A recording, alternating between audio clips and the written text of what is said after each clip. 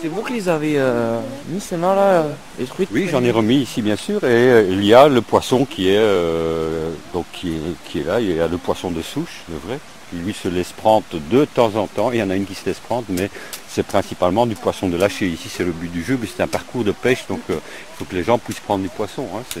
C'est ça le... C'est quand même la même espèce que oui, l'espèce oui, sauvage. La fario, c'est de la sauvage. Moi, je fais que de la sauvage là-haut, donc la truite zébrée de Méditerranée, qui a très peu de points rouges. Il y en a quelques-uns parce qu'elle a été hybridée quand même depuis de nombreuses années. C'est pour ça que du poisson de souche pure, on n'en trouve que sur la braise et sur la vis. Parce qu'il y a des pas qu'elles ne peuvent pas franchir. Un pas, c'est une cascade, donc d'une certaine taille. C'est une cascade de 2 mètres, ça ne fait pas peur à une truite, hein, c'est la passer. Mais au-dessus de 2 mètres, là, c'est plus difficile. Cette fleur-là, c'est quoi? Ça, c'est la prime vert sauvage ou le coucou. On appelle ça ici. C'est le surnom que l'on donne ici à cette fleur. Voilà, il y en a plein. Vous allez voir là en bas, c'en est couvert. C'est quoi des petites fleurs bleues? Ça, ce sont des violettes. Plusieurs sortes de violettes. Et bon, disons les violettes qui sont déjà passées. Ça, c'est une autre sorte. C'est une sorte plutôt de pensée sauvage. Et ça, ce sont les boutons d'or. Et là, c'est une euphorbes. C'est une plante toxique, hein, donc, comme la prime vert d'ailleurs. Ah, ça, c'est l'arbre emblématique du Mazemérou. Je ne sais pas pourquoi, mais il y a 30 ans, le premier président, il a planté des cognaciers partout. Il y en a à peu près 500 sur la propriété. Comme oiseau, oui, tiens. Comme oiseau, bon, donc il y a le héron, bien sûr, qu'on a cité.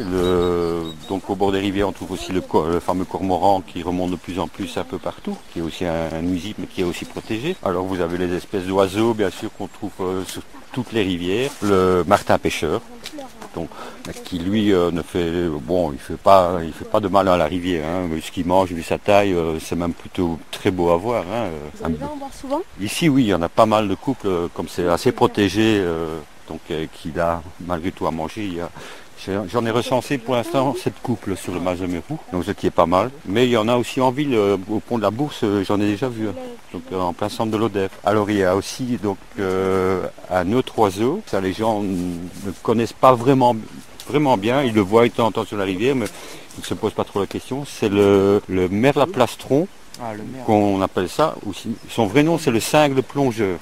Et cet oiseau a la particularité de se nourrir d'insectes et de larves au fond de la rivière, mais il ne plonge pas lui dans la rivière, il se pose sur un rocher, puis il descend au fond de la rivière et il marche dans la rivière en remontant le courant. C'est assez rigolo à voir, un oiseau qui marche au fond de l'eau. Et ça a la grosseur d'un merle et ça a un beau plastron blanc comme si c'était mis une bavette. Alors bien sûr il y a tous les autres oiseaux, hein. Il y a les petites bergeronnettes de ruisseau que vous avez certainement déjà vu. Les mâles sont principalement une couleur blanc presque argenté, hein. Ils ont une très longue queue, ils sont toujours en train de bouger comme ça, comme s'ils sautillaient sur place. Et la femelle est presque jaune orangé comme un canari.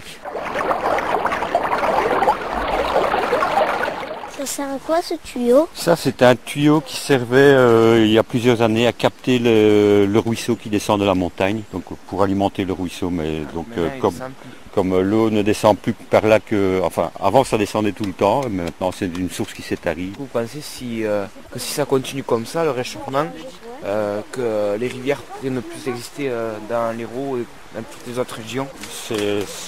C'est un scénario catastrophe, mais si on n'y prend pas garde, et justement c'est pour ça que vous êtes ici, vous avez formé le Parlement de l'eau, pour apprendre justement à gérer votre futur, ou sinon c'est vrai que ça pourrait arriver d'ici, vous ne connaisserez peut-être pas, mais vos enfants ou vos petits-enfants, arriver à ne plus avoir de ruisseaux et de rivières et d'eau potable, parce que donc, cette eau, c'est l'eau que vous buvez aussi. Donc si vous n'y prenez pas garde maintenant, c'est même déjà tard, il est temps vraiment d'y faire vraiment très attention, et ce Parlement de l'eau, c'est vraiment une bonne chose.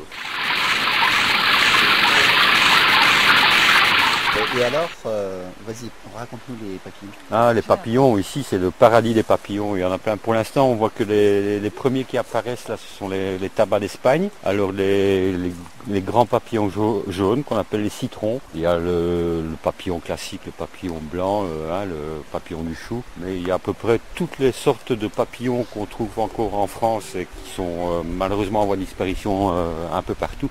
Mais ici, comme le milieu est vraiment préservé, protégé, moi je n'emploie pas aucun pesticide, aucun insecticide, rien du tout. L'état naturel, et je fauche le plus tard possible justement pour laisser les fleurs, d'ailleurs vous voyez, hein, c'est tout jaune, pour que les papillons, les larves, pour qu'ils puissent pondre et se reproduire. Et d'ici 15 jours, 3 semaines, si le temps se réchauffe, ce sera couvert de papillons partout et de libellules aussi. Il y a toutes les truites, elles peuvent se nourrir. Pardon? Les truites, elles peuvent se nourrir comme ça. Voilà. Au mois de mai aussi, ça mouche. Ah oui, au mois de mai, même déjà maintenant, avec le soleil là, ce soir, le poisson va moucher. Donc ce qu'on appelle moucher, c'est-à-dire donc les truites se nourrissent, elles sautent après les insectes qui se baladent à la surface de l'eau. C'est magnifique. Voilà, ça c'est une future orchidée. Donc elle va fleurir d'ici 15 jours, 3 semaines, elle sera en fleurs. Et il y a ici sur le Mazaméroux, j'ai trouvé 7 sortes d'orchidées, mais il y en a encore d'autres, hein, mais j'en ai déjà identifié 7. L'orchidée est protégée. Et on risque de solides amendes si on tombe sur un garde un peu tatillon, parce que les orchidées sont des fleurs protégées. Donc c'est des plantes en voie de disparition. Les arbres là. Ici principalement du frêne et du hêtre. Et il y a quelques chênes un peu plus haut, du chêne blanc. Comment on reconnaît le frêne et le hêtre? Le frêne donc, est un arbre généralement droit et donc qui monte assez haut. Le hêtre est plus trapu. Là, et on le reconnaît au moment des feuilles, là on voit bien la différence. Voilà les gamarres, il y en a plein. Et ça c'est le fameux porte-bois. Le porte-bois, il faut 3 ans. Donc la larve, elle démarre toute petite. Elle agrandit son fourreau au fur et à mesure. Et après 3 ans, la larve, elle sort hors de l'eau, elle se transforme. Et ça devient donc ce qu'on appelle la frigame, qui est un insecte qui n'est pas très joli, mais qui est un insecte qui sert de nourriture aux poissons. Voilà, ça c'est des patraques, c'est des futures larves de libellules. Voilà. Oh super, oh c'est beau. Voilà.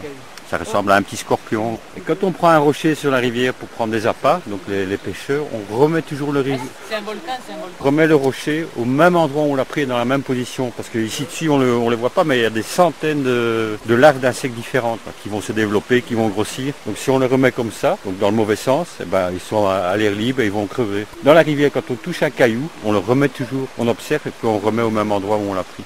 Comme ça on préserve le milieu.